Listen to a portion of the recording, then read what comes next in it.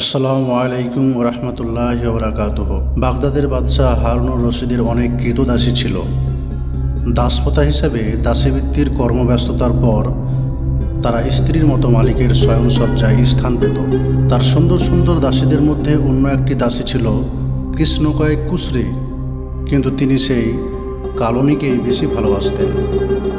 হাসিতে খুশিতে হর্ষে বিষাদে সেই কালনীই তার পাশে থাকত। তা দেখে সুন্দরীদের মধ্যে একটা হিংসা হলো। বাদশার কাছে সে অস্বাভাবিক ভালোবাসার কারণ জানার ইচ্ছা করল তারা। একদা অভিমান ভরা হৃদয় নিয়ে রূপের ঝলক ও সুমধুর হাসির বেদনা ভরা ভাষা দিয়ে সে কথার ভূমিকা শুরু করল। বলল, হুজুর, আমরা এত স্বাস্থ্যবতী রূপসী থাকা সত্ত্বেও আপনি ওই কুৎসিত কালনীকে কেন বেশি ভালোবাসেন? নিঃসন্দেহে বাদশার চোখের কোনো দোষ ছিল না। তা জেনেই তারা প্রকৃত রহস্য উদ্ঘাটনের আশায় এই আর্জি পেশ করল। বাদশাহ বললেন, সে কথা জানার যদি তোমাদের একান্তই আগ্রহ থাকে তাহলে আজ নয়, পরে জানাবো। দাসীরা সে প্রস্তাব মেনে নিয়ে অধীর অপেক্ষায় কালাতিপাত করতে লাগল। হঠাৎ একদিন কোনো উপলক্ষে সকল বিবিকে উপহার দেওয়ার জন্যে একটি বৃহৎ কক্ষ সুসজ্জিত করল। কক্ষের শেষের দিকে এক একটি বাক্সতে অনেক গয়না ও উপহার সামগ্রী রাখলেন। অতঃপর স্ত্রীদের সকলকে ডেকে বললেন, কক্ষের শেষ প্রান্তে তোমাদের প্রত্যেকের জন্য একটি করে বাক্স রাখা আছে। তাতে নানা রকম উপহার ও গয়না আছে। তোমাদের মধ্যে দৌড়ে গিয়ে যে এটা হাত দিয়ে স্পর্শ করবে সেটা তারই হবে। যথাসময়ে প্রতিযোগিতার দৌড় শুরু হলো।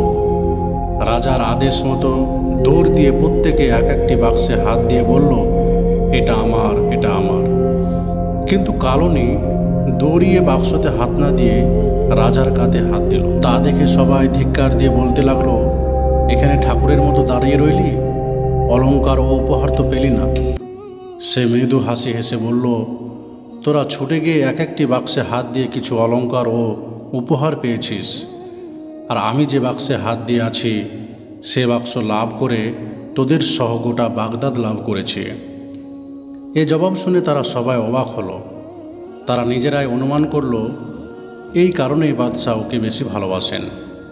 বাদশাহ বললেন, এখন তোমরা তোমাদের সেই প্রশ্নের উত্তর পেলে যা ঈর্ষাবশত কয়েকদিন আগে আমাকে করেছিলে। লজ্জায় সকলের মাথা নিচু হয়ে গেল। তারা কালনীকে ধন্যবাদ না দিয়ে পারল না। কালনীর রূপ ছিল না, কিন্তু গুণ ছিল, আর তার জন্যই সে বাদশার অতি প্রিয় আদরণীয় ছিল। আসল সৌন্দর্য রূপে নয়, গুণে, আর জ্ঞানীরা তা জ্ঞানচক্ষুতে অবলোকন করে থাকেন। গুণবান হইলে মান সব ঠায়, গুণহীনের সমাদার কোনোখানেই নাই।